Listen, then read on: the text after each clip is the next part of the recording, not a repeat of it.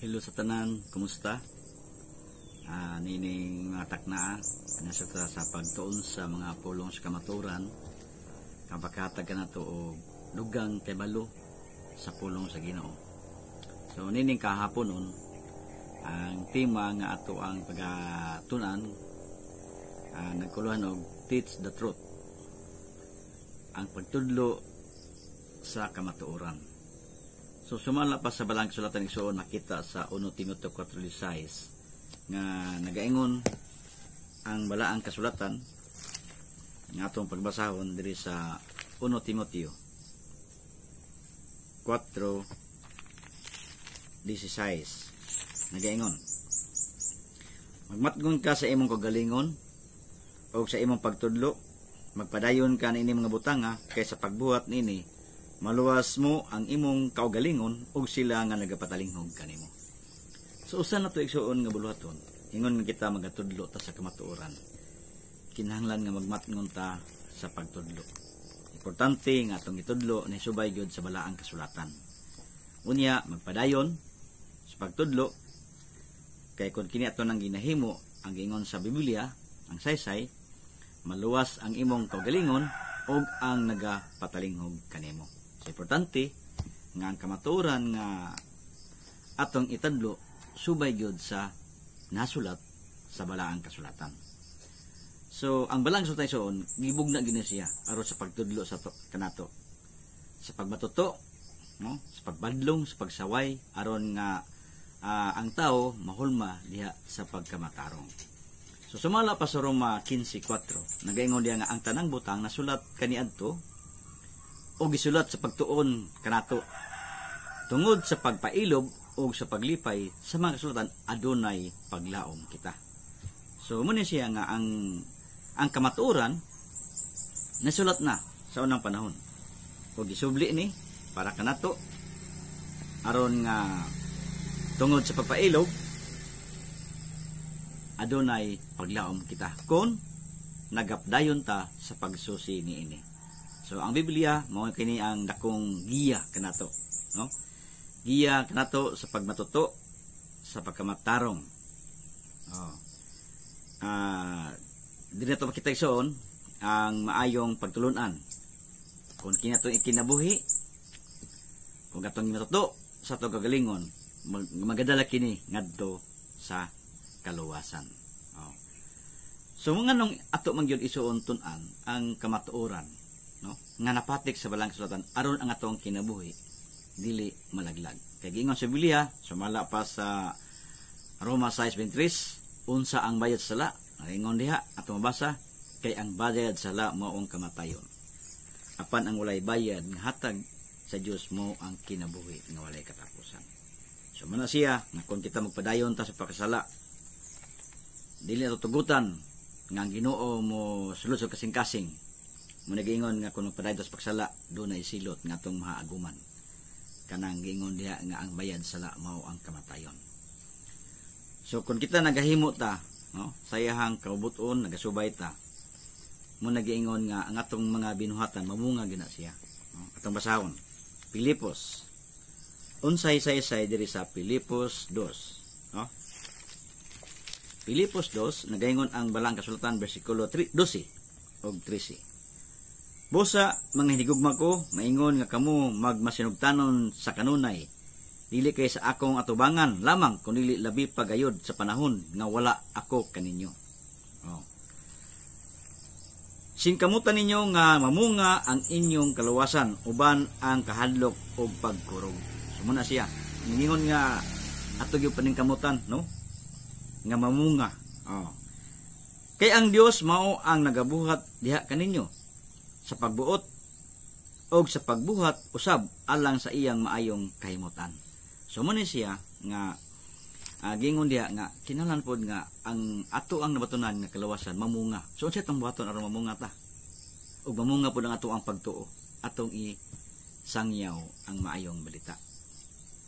Aron nga sa tuyo nga ang kamatuoran, kay gingon sa Biblia nga atong itudlo ang kamatuoran, sumala sa tema nga ang kamatuoran nga atong nabatnan masinati pod sa uban.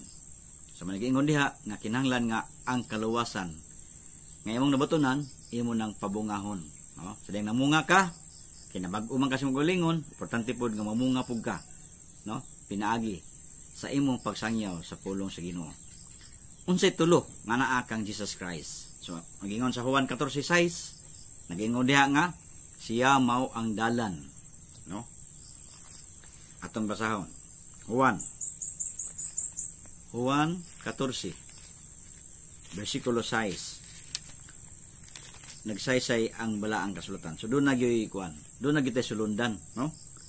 Doon na tay sundon. Aron ang ato ang kinabuhi masintro gyud. Sige ngon diri. Si Jesus mingon kaniya, ako mao ang dalan. Og ang kamatuoran, og ang kinabuhi, walay bisan kinsa nga makaabot sa man kundi pinaagi ka nako. So gusto man taog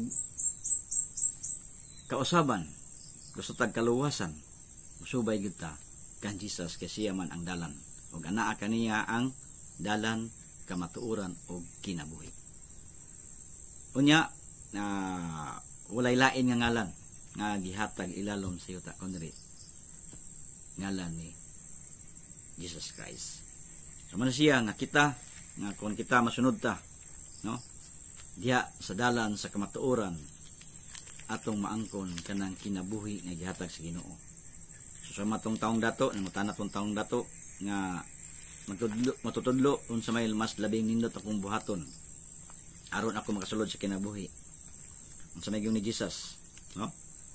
Kung buot kang mosulod sa kinabuhi, bantay ang akong mga sugo. Oh. So si Jesus ato tiban-an nga siya ang dalan, kamatuoran og kinabuhi. Gingon sa buhat 4:12 nga og diha sa lain walay kaluwasan gikan kang bisan kinsa kay walay lain nga ngalan sa ilalom sa langit nga nahatag sa tiwala sa mga tawo nga diha kaniya mga luwas kita. So wag ilain ang ngalan, no? Nga nahatag nga diha kaniya adunay kaluwasan. So managimon igsoon nga walay lain nga ngalan, no? So gingon sa Biblia nga Juan 1:12, oh, apan sa tanan nga nagdawat kanila naghatag siya katungod sa pagkahimong mga anak sa Dios kanila nga nagtuo sa iya ngalan.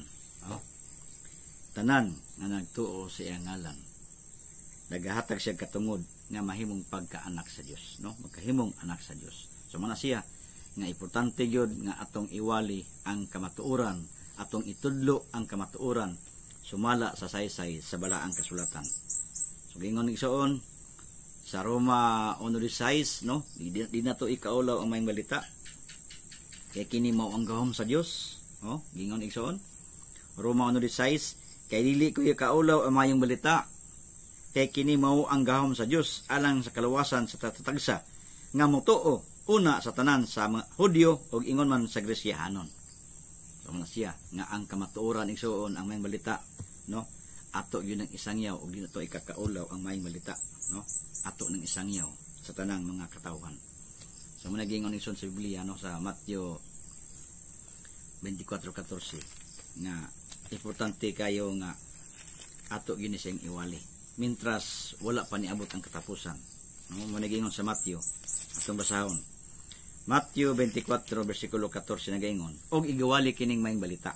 Sa daigsoon, atong iwali kining mayong balita sa gingharian sa tibuok nga kalibutan, no? Tibuok kalibot atong iwali. Oh. Aron sa pagmatuod sa tanang mga nasod, og unya mag-aabot ang katapusan. Sama na siya. Ang kamatuoran igsoon atong iwali bahin sa kaluwasan. Oh. Kay doon na may kamatayon sumala sa balaang kasulatan. Unya gingon ra ba, no, sa Juan 5:28 o 29 nagsaysay di ang Biblia nga duha ka klase ang pagkabanhaw usab, no? Juan 5:28-29 nagaingon, ayaw kahibulong nini kay ang takna maabot nga ang tanan nga niya nga naa sa lubnganan makadungog sa iyang tingog. Sa iya na nang pagbalik. Og managpanggula ang mga nanagbuhat sa maayo ngadto sa pagkabanhaw sa kinabuhi og ang mga nagabuhat sa dautan ngadto sa pagkabanhaw sa paghukom. So nga naman atong itudlo ang kamatuoran aron sila masayod unsay mga panghitabo sa malabot. So mala sa Biblia Duha ka klase ang pagabanaw. So kung naapay wala masaydan ni ato silang sangyawan, no? Unsa mga pangitabo? Kung dili sila mosunod sa kabuton sa Dios, kung dili sila motuman sa sugo sa Dios, unsa may dangatan sa tao? Sumala sa Biblia, ang nagabuhat og maayo mabanaw ngadto sa kinabuhi. Apan ang nagabuhat og daotan mabanaw ngadto sa paghukom. So man si atong timan-an. Importante nga ang kamatuoran ato ni siyang isangyaw aron pud ang uban, no? Ang uban makadawat sa kaluwasan. Manigiingon sa Juan, atong subliyon pagbasa, Juan 1:12 ug 13 nga nagaingon diri nga apan sa tanan nga nagdawat kanila naghatag siya katungod sa pagkamahimong mga anak sa Dios. Kanila nga nagtuo sa iyang ngalan. Nga nga tao dili sa dugo bisan sa kabuton sa unod, bisan sa kabuton sa tao kun dili sa Dios. Wala siya igsoon. Unya, kung kita igsoon, nindawat sa Dios, nahimo tang anak sa Dios, managing igsoon nga gipatikan nata sa kamatuoran. Atong basahon ang Episo, ang say-say sa Episo igsoon, Episo 1. Episo 1, versikulo 13. Nagaingon, nga kaniya usab sa pagkadungog ninyo sa pulong sa kamatuoran sa mayong balita, no? Kamatuoran sa mayong balita. Gingon diri. Sa inyong kaluwasan, no? Nga kaniya usab sa pagkadungog ninyo sa pulong sa kamatuoran sa maayong balita sa inyong kaluwasan, nga kaniya usab sa ming tuo kamo, gipatikan kamo sa espiritu sa saan. Nanay igsoon. Kung mutuo ta, kung nagtudlo ta sa kamatuoran, unya ni tuo sa kamatuoran, ang saging igsoon, gipatikan na siya sa saad. No? Hindot kay igsoon, no? Nga mao ang pagsalig sa atong kabilin alang sa katabsanan sa iyang kaugalingon nga naangkon ngadto sa pagdaig sa iyang himaya. Katubsanan. So muna sa igsoon nga kining kamatuoran nga atong makita sa balaang kasulatan ato ni siyang itudlo aron nga daghan ang masayod ug daghan makaambit sa kaluwasan. Sumala sa Biblia nga ato makita ang bayad sala mao ang kamatayon. Ana siya apan ang walay bayad nga hatag sa Dios mao ang kinabuhi nga walay katapusan. So duha man nga klase ang pagabanaw. Sumala sa balang kasulatan nga nagabuhat og maayo mabanaw sa kinabuhi o nagabuhat og daotan mabanaw ngadto sa paghukom. Sumala siya nga atong itudlo para ang uban nga makabati dili sila masilutan, no? Dili sila isuon masilutan nga gingon isuon kanang silot nga nagdilaab nga kalayo. So atong ihitudlo ang kamatuoran, no? Sumala sa saysay sa balang sulatan aron daghan pod ang makaambit sa kaluwasan nga gusto na to isuon nga mapaambit pod sa uban, no? Gusto namo ang gusto pod natong tanan, no? Nga kita isuon makaambit ta nianang gitagana sa Dios nga kinabuhi nga walay katapusan. Muna siya nga atong itudlo ang kamatuoran nga sumala sa saysay sa balang sulatan kung itong tugutan makaangkon ta og purong-purong sa kinabuhi. So padayon ta hinaot ko nini atong pagtuon karon mga pulong sa kamatuoran nga inyo sad makutloan kung unsa ang mga ayong butang nga makahatag og kasiguruhan sa tuang kinabuhi. So muna siya nga ang kamatuoran nga ato ang isaysay kinahanglan nga naipatik sa balaang kasulatan. Atong itudlo kung unsa ang nahisulat sa balaang kasulatan. O ginaot ko nga sa gihapon sa kanunay magalantaw mo sa nining nga buluhaton kining sa among YouTube channel nga nag-uluhan ang pagpakailap sa pulong sa Ginoo. May nga po natong tanan, God bless. Ang Dios magapanalangin kanatong tanan ug atong tapuson sa mga pagampo. Dios nga labing gamanan sa tanan, salamat Lord sa imong pagkamaayo. Salamat Ginoo sa mga panalangin amahan nga imong gihatag kanamo. Salamat Ginoong Dios sa mga pulong sa kamatuoran nga mitudlo kanamo nga makahimo kami Ginoo. Niini nga buluton sa pagsangyaw sa kamatuoran aron sa tuyo Ginoo nga daghan naman ang masayod sa kamatuoran. Kung unsa ang ayan ng buhaton sa tao aron ang ilang kinabuhi amahan mahimutang sa kasiguruhan. Salamat Ginoo sa pulong, salamat aman sa uban kanamo Salamat Ginoong Dios nga padayon ka magapanudlo sa matag usa. Padayon ka amahan nagapanalangin sa matag usa nga malamdagan lang manghuna nga unsa kanindot amahan kon mahimo mga anak sa Dios. Salamat kay Ginoo sa imuhang gugma ngayong pinagaya sa among kinabuhi. Ang tanan among isalig sa ngalan ni Kristo Jesus ang bugtong ug maluwas. Amen. Daghang salamat sa iyong paglantaw. God bless.